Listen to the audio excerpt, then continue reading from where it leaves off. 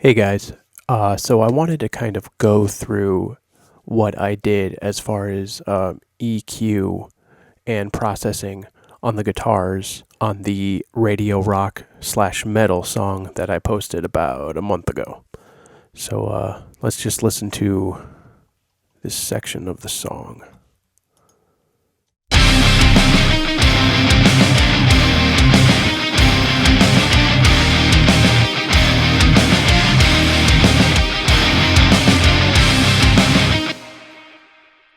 Let's listen to the guitar.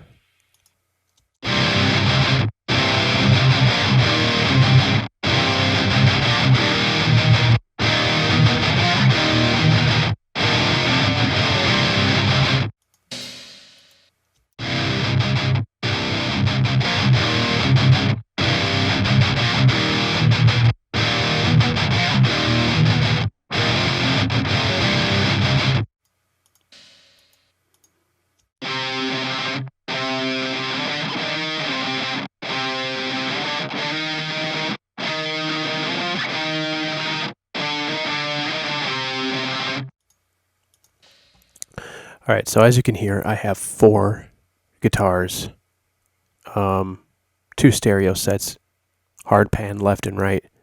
We have the main heavy rhythms.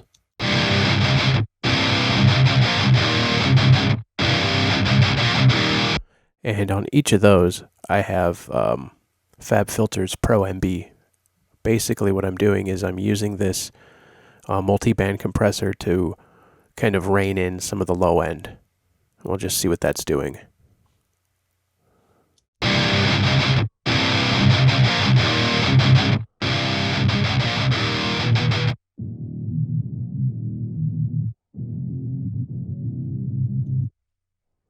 So you can hear it's kind of just clamping down on the girth and the low end of that guitar.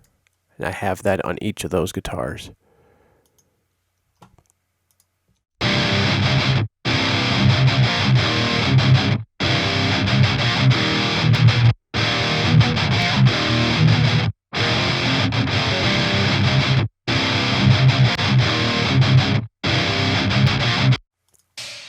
It's pretty much just cleaning it up. Now on the other 2 guitars that are basically just sort of like in harmony, I have some EQ. I just used Logic's stock EQ, and I'm basically just rolling off some high end, and I did a low cut at about 196 hertz, and I pretty much just did that because I wanted to just give it a different sound than the other 2 guitars.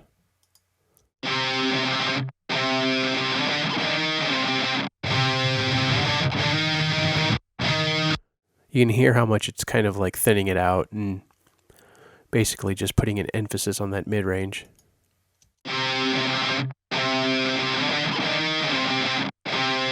And these guitars are used pretty much, they're just tucked into the mix. They're just used for some layering.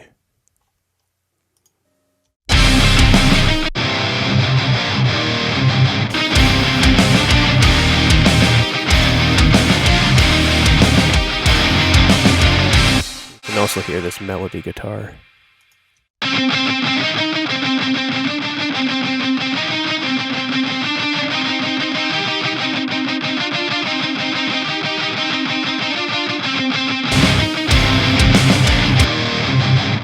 So that's what we got so far. Now I have all these going into this main rhythm guitar bus.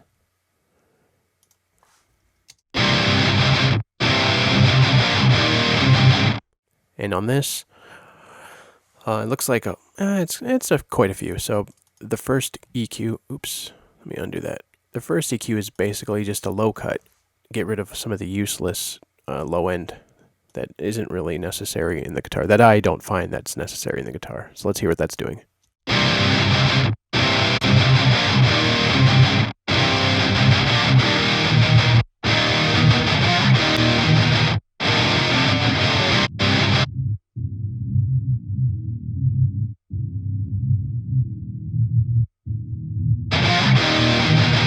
It's cutting the low end without affecting the tone too much. I wanted to clean that up and leave room for the bass and the kick. Next, I have that identical multiband compressor. I have it on the bus Same settings and everything.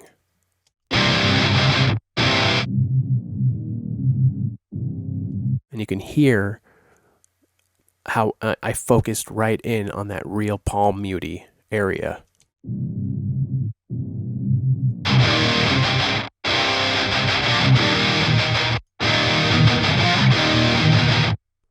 I got a pretty quick attack and a quick release. The ratio is jack to 10.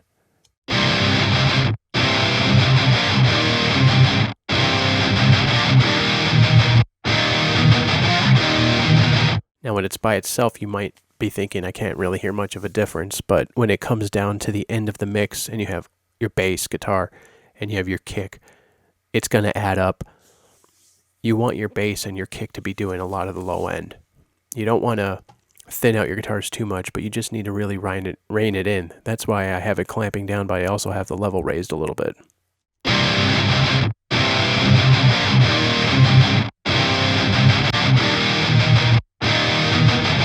Just controls that woofiness. Next, we have virtual mix rack, and I'm sending that through the virtual channel.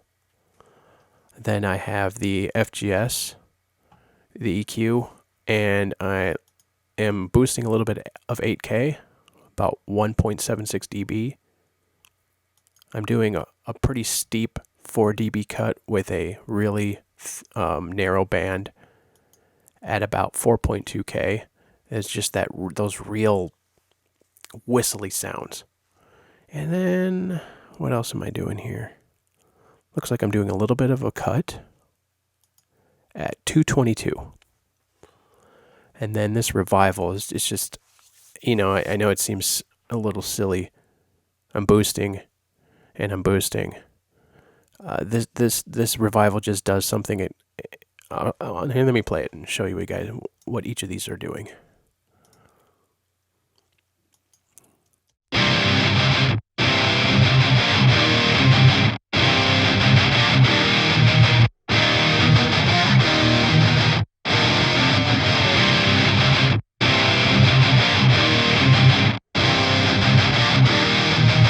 You can hear how the FGS really just tightens up the sound and it gets rid of some of that whistliness. Take a listen again.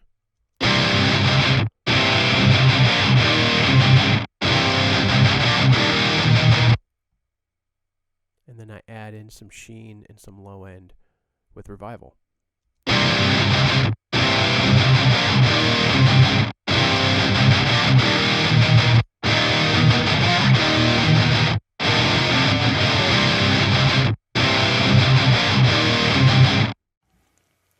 And that's it for that.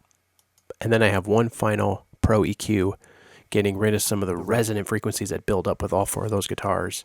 And you can see I have some whistly tones kind of cut out there. And the way I do this is I'll try and find those tones by, let's say, bringing this up and finding the annoying ones. But then what I do is I bring it down while I'm playing and I kind of move it around and wait for those whistles to disappear. And you'll notice. Let's see if we can do that.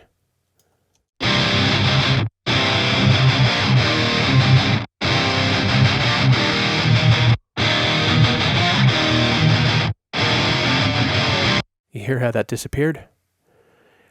I prefer to do that instead of jacking it all the way up here and sweeping. And we pretty much ended up right back where it was. So these are just basically some build-up frequencies. So let's hear what this is doing.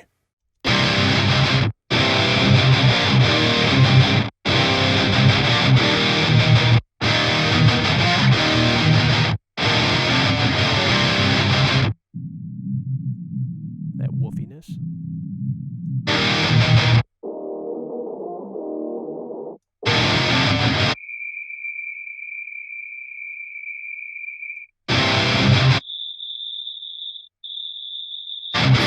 That's rough.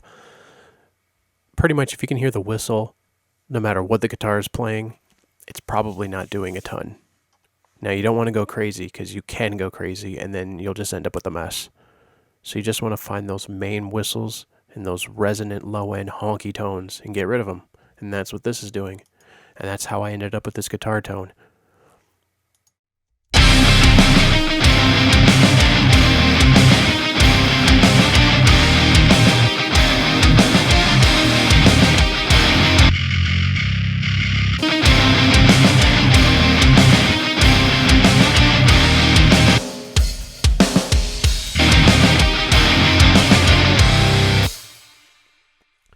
So that's it, guys. I kind of wanted to quickly go through this and show you how I end up with some of my heavy guitar tones. Thanks for watching, and we'll see you in the next one.